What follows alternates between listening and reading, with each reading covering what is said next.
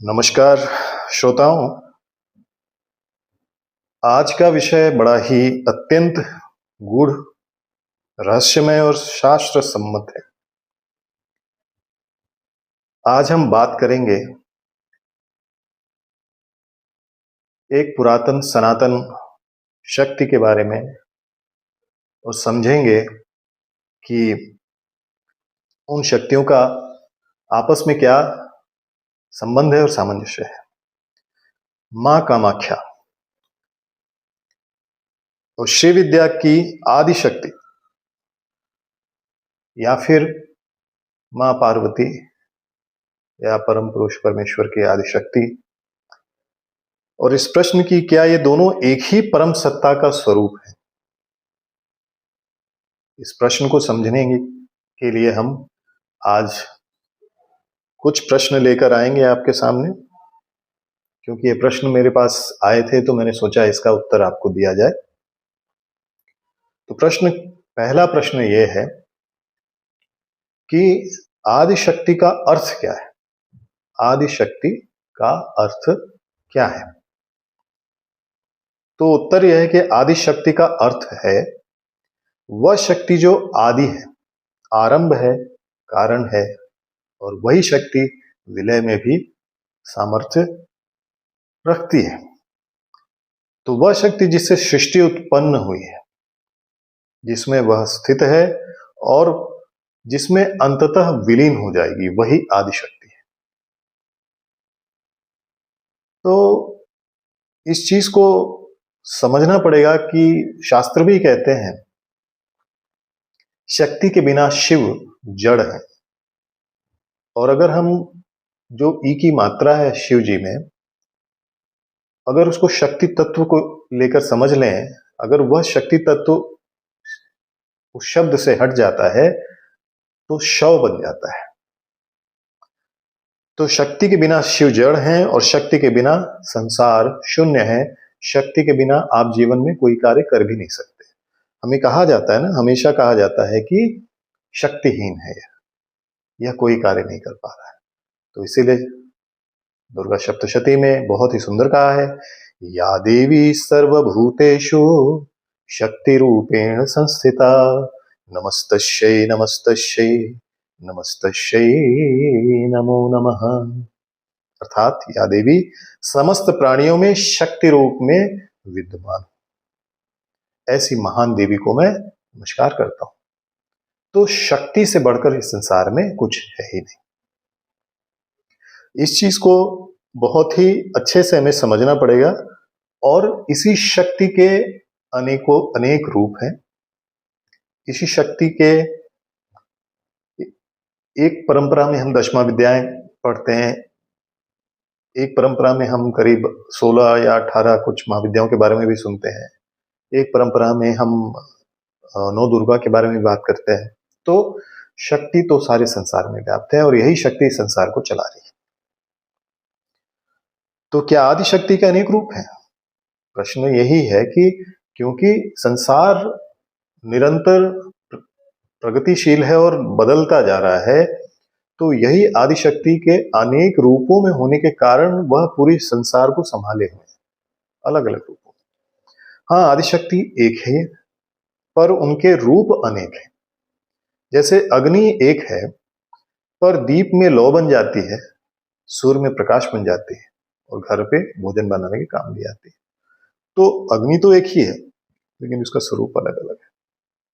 इसी प्रकार आदि शक्ति ही काली बन जाती है, यही आदि शक्ति त्रिपुरा बन जाती है, मां त्रिपुर सुंदरी बन जाती है। यही व्यक्ति कामाख्या, यही शक्ति मां कामाख्या के रूप में भी बन जाती है, ललिता बन जाती है, धूमावती बन जाती है, बगला बन जाती है। तो इनके अलग अलग स्वरूप हैं और इन अलग अलग स्वरूपों का अपना स्थान है, महत्व है। तो हम अब आगे देखेंगे कि मां कामाख्या कौन है। तो सबसे पहली बात तो यह है कि जिस तरह से हम सबको पता है कि एक शक्तिपीठ है और वहां पर मां का एक प्रमुख अंग विद्यमान है, तो मां कामाख्या कोई साधारण देवी नहीं है। लाइटली नहीं बात करना चाहिए उनके बारे में। मां कामाख्या बिल्कुल भी साधारण देवी नहीं है। मां पार्वती का या मां आदिशक्ति का एक अंश वहां पर बना हुआ है। तो वे सृजन की मूल शक्ति है। आपके जीवन में कोई तकलीफ है, कुछ आगे करना चाहते हैं लेकिन नहीं कर पा रहे, तो सृजन की मूल शक्ति है, काम बीज की अधिष्ठात्री है और योनि तत्व की साक्षात देवी है। यानी कि सृजन करने की शक्ति, अगर आपके जीवन में सृजन नहीं हो रहा है, बाल बच्चे नहीं हो रहे हैं, आगे बढ़ने में तकलीफ हो रही है, लोग आपको परेशान कर रहे हैं, सृजन की देवी है, वहां पर जाकर साधना कीजिए, आपको संसार में कोई रोक ही नहीं सकता फिर। तो कालिका पुराण क्या कहता है, जहां देवी योनि रूप में प्रतिष्ठित है वहीं वे कामाख्या कहलाती हैं। अब यहां काम का अर्थ काम वासना नहीं है, यह कॉस्मिक डिजायर कहा जाता है। सृष्टि का प्रथम स्पंदन, सृष्टि की उत्पत्ति वहां से होती है। तो इसलिए कामाख्या मंदिर में मूर्ति नहीं बल्कि योनिपट की पूजा होती है। वह सृष्टि का उत्पत्ति जहां से हो रहा है उस पीठ को, उस पट को मां कामाख्या दर्शाती है। आप अंदाजा भी नहीं लगा सकते कि कितनी शक्तिशाली बात हम इस समय कर रहे हैं। अगर इसको आप समझ पाएंगे तो आपको समझ में आएगा कि वहां पर साधना करने वाले जो भी लोग हैं या वहां से जो भी साधक बाहर निकलते हैं वो इतने शक्तिशाली क्यों हैं। अब अगला प्रश्न यह उठता है कि क्या योनि पूजा शास्त्र सम्मत है? तो इसका उत्तर है पूर्णतः शास्त्र सम्मत है। योनि कोई अश्लील प्रतीक नहीं है, योनि सृजन का द्वार है। शैव तंत्र कहते हैं लिंगम च योनि रूपम च योगात सृष्टि प्रवर्तते, अर्थात लिंग यानी कि शुद्ध चेतना, प्रतीकात्मक है यह सब कुछ। तो लिंग यानी कि शुद्ध चेतना और योनि यानी कि शक्ति के योग से ही सृष्टि चलती है। तो यह भी कहा गया है और यह सच्चाई है, इसमें कोई भी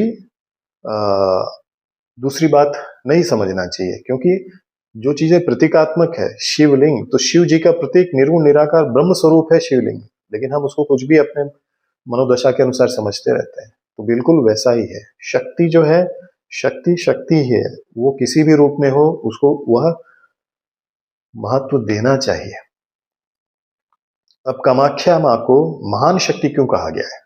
अगला प्रश्न यह है कि मां कामाख्या को महान शक्ति क्यों कहा गया है? उत्तर, क्योंकि कामाख्या में शक्ति बीज अवस्था में है। तो कामाख्या की जो शक्ति है वह बीज अवस्था में है, जो कि हमेशा जागृत अवस्था में रहती है। तो यह वह शक्ति है जो अभी सृजन नहीं बनी, लेकिन सृजन की पूर्ण संभावना है। अब आप ये सोचिए, इसलिए कामाख्या को गुप्त शक्ति, बीज महाविद्या, काम रूपिणी के रूप में भी कहा गया है। तो जब आप तांत्रिक क्रियाएं करते हैं तो आपको वह सृजन शक्ति की शक्ति अनुभव होती है। बीज अवस्था में होते हुए भी यह आपके मन की सारी इच्छाओं को पूर्ण करने में समर्थ है। क्योंकि अगर यहां से कोई चीज सृजन होती है भौतिक रूप में, तो आप सोचिए कि उसका कोई दूसरा उपाय नहीं होता है, उसका कोई दूसरा काट नहीं होता। इसीलिए कामाख्या को तंत्र शास्त्र में यूनिवर्सिटी ऑफ तंत्र भी कहा गया है। वहां से अगर आपने ज्ञान प्राप्त किया है तो सीधे के सीधे सृजन शक्ति से ही आपको पूरा ज्ञान मिला है। वहां पर कोई भी इंद्रिय या कोई भी मन नहीं आता, सीधे परब्रह्म जो कि स्त्री रूप में है उससे वो शक्ति आपको मिल रहा है। तो इसलिए कामाख्या मां की साधना बड़ी ही कठिन भी मानी जाती है और बड़ी ही गूढ़ भी मानी जाती है।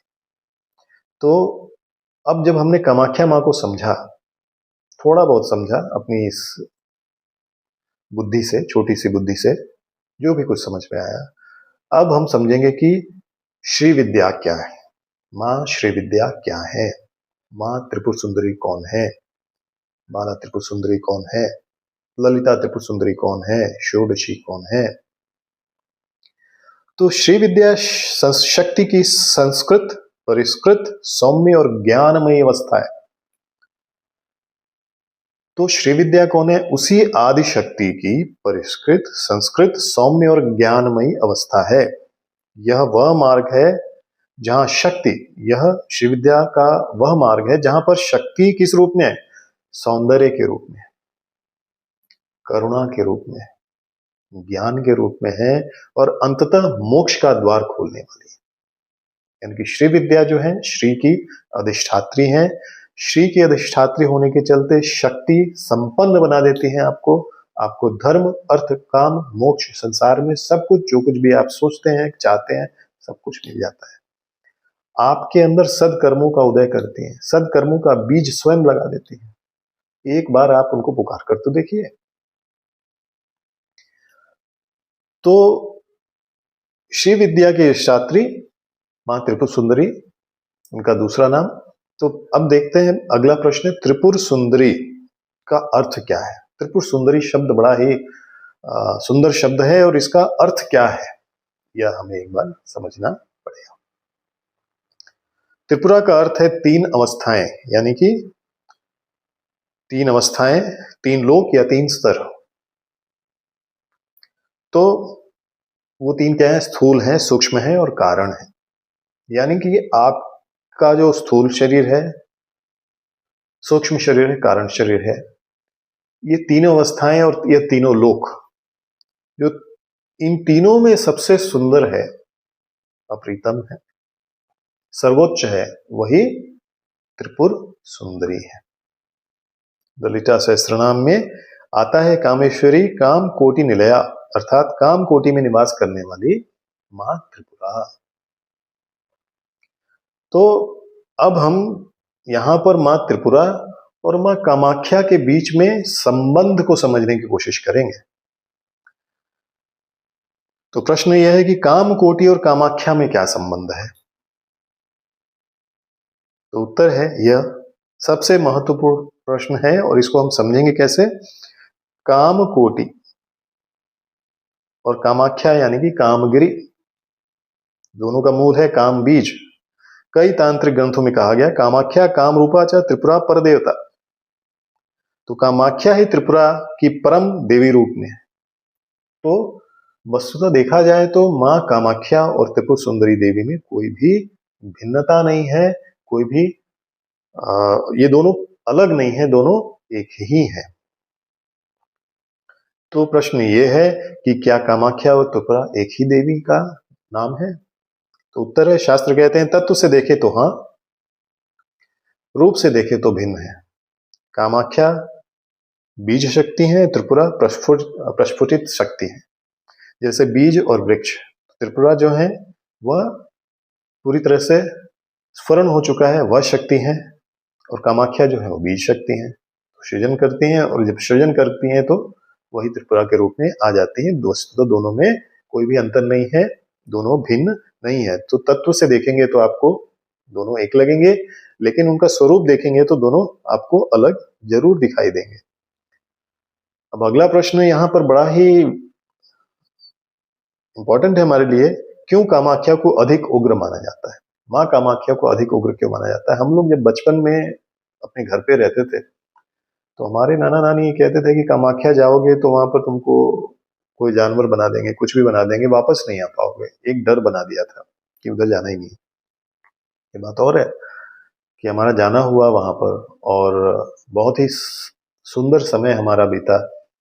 मां राजराजेश्वरी के दर्शन हुए, साधनाएं भी की, ऐसा कुछ हुआ नहीं। लेकिन देखिए, बड़ों का अपना कुछ रहा होगा जिसके चलते शायद वो नहीं चाहते थे कि हम लोग पहुंचे वहां पर या जाएं उस छोटी सी उम्र में। तो यहां समझना है कि अधिक उग्र क्यों माना जाता है। उत्तर, क्योंकि वह शक्ति तीव्र और स्पष्ट है, और क्योंकि अभी शक्ति पूरी तरह से स्फुरित नहीं है, वहां रक्त तत्व है, रज तत्व है, सृजन की कच्ची ऊर्जा है, तो इसलिए बहुत ज्यादा उग्र है। जबकि श्री विद्या वह शक्ति है जहां सौम्यता है, शांति है, सौंदर्य है। तो यहां पर क्या है, व्यक्त रूप में वह शक्ति है श्री विद्या, तो इसलिए वह शांत है। लेकिन जो अभी व्यक्त नहीं हुई है, अव्यक्त रूप में है, तो अव्यक्त रूप में कोई भी चीज जो होती है वो बड़ी ही उग्र होती है, उसकी शक्ति का अंदाजा लगा पाना बड़ा ही मुश्किल है। तो इसलिए कामाख्या मां अत्यंत उग्र हैं। अब अगला प्रश्न है श्री चक्र क्या है। तो यह बड़ा ही आ, मतलब विशेष प्रश्न है, क्योंकि इसके बारे में सभी लोग बात करते हैं, है ना, कि श्री चक्र क्या है। तो इसके बारे में वैसे भी संसार में बहुत लोगों ने बहुत कुछ बातें की हैं, तो मैं बस इतना चाहूंगा कि श्री चक्र को चक्रराज कहा गया है, चक्रों का राजा, श्री यंत्र चक्रों का राजा कहा गया है। संसार की जितनी शक्तियां हैं वह इसी में है। यह श्री चक्र जो है, इसी में शिव भी है और इसी में शक्ति भी है, इसी में सारे देवी देवताएं हैं, इसी में सारी नित्याएं हैं, इसी में सारे गण हैं, सब कुछ इसी में है। श्री यंत्र को श्री विद्या का एक बोधक यंत्र, बोधक या सूचक भी बताया गया है, कि जिसके पास भी श्री चक्र है उसके पास समझ लीजिए कि श्री विद्या स्वयं विद्यमान है। साधना मार्ग में अगर आपके घर में वास्तु दोष है, अगर आप साधना चाहते हैं, कुंडलनी साधना करना चाहते हैं, तो आपके पास श्री चक्र होना चाहिए, क्योंकि श्री चक्र अगर आपके घर में है तो उसका जस्ट प्रेजेंस भी आपके घर में आपके घर के वातावरण को शुद्ध करके रखता है हमेशा। तो सृष्टि, चेतना और साधना, इन तीनों को जोड़ने का काम श्री चक्र करता है, और यह केंद्र है काम को देगा। तो इसलिए श्री चक्र की साधना हमेशा करनी चाहिए, इसका महत्व बहुत ही ज्यादा है। अब हम अगले प्रश्न की तरफ बढ़ते हैं। क्या कामाख्या पीठ पर शिव विद्या साधना होती है? बड़ा ही विशेष प्रश्न है। क्या कामाख्या पीठ पर शिव विद्या की साधना होती है? और उत्तर होता है इसका हाँ, बिल्कुल होती है। कामाख्या पीठ को कई आचार्य गुप्त शिव विद्या का पीठ भी मानते हैं। मैंने स्वयं वहां पर राजराजेश्वरी की साधना की है, तो मैंने देखा है कि वहां पर शिव विद्या की साधना होती है, बगलामुखी की साधना होती है, सभी दशमाविद्याओं की साधना कामाख्या पीठ पर होती है।